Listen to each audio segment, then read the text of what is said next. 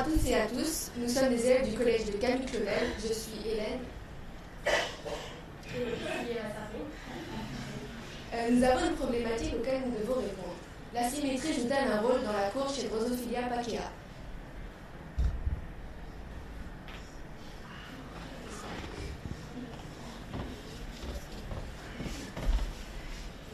De temps en temps.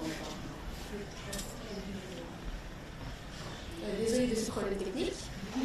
Les Drosophila pacea sont des petites mouches. Elles vivent sur des cactus au Mexique et se nourrissent de ces mêmes cactus. Dans les laboratoires, nous les avons conservées dans des tubes comme ça. Elles ont de la nourriture pour se nourrir. Elles sont renfermées avec un bouchon fait d'éponge qui laisse passer l'air. Alors, comment distinguer les mâles des femelles? D'abord, les mâles possèdent des lobes. Et de plus, leur abdomen, au niveau de l'abdomen, il y a une petite tache jaune, tandis que les mâles ne possèdent pas de lobe et ont un abdomen tout blanc. Alors, il existe deux types de mâles, les mâles asymétriques et les mâles symétriques. Les mâles asymétriques ont une lobe plus longue que l'autre, et c'est souvent la gauche qui est plus longue. Quant aux mâles symétriques, ils ont des lobes qui sont à peu près de la même longueur, et on trouve ces lobes à l'extrémité de leur abdomen. Alors, le principe de notre expérience était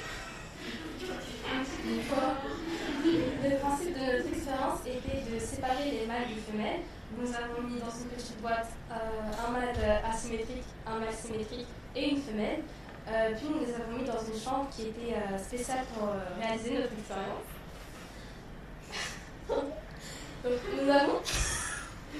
nous avons attendu que le mâle copule, qui fasse la peau. Le mâle qui avait copulé était donc le mâle mineur et celui qui n'avait pas copulé était le mâle loser.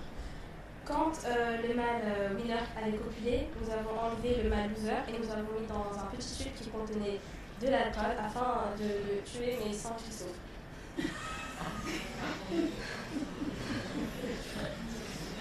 Donc voilà.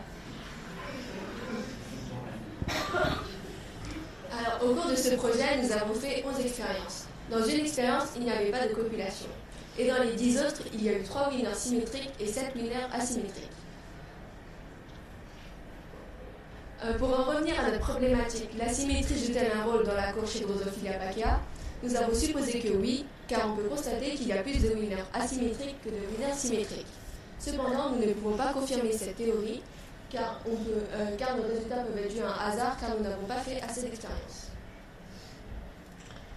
Nous avons trouvé les expériences très enrichissantes et très divertissantes. En revanche, la microscopie demande beaucoup de concentration et ça peut faire un peu mal à la tête.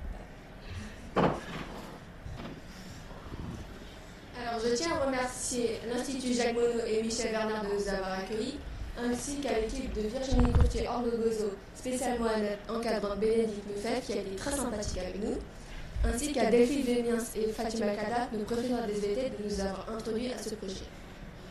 Merci de nous avoir accueillis.